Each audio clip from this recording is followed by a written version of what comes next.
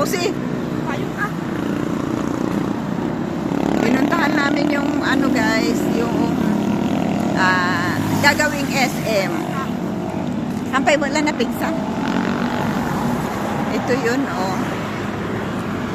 Time check, 6:10 ng gabi. Ito yung paligid.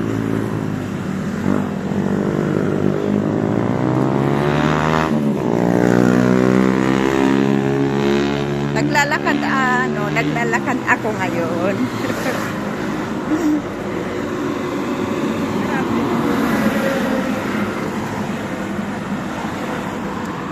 Then, nakalagay dyan, ano.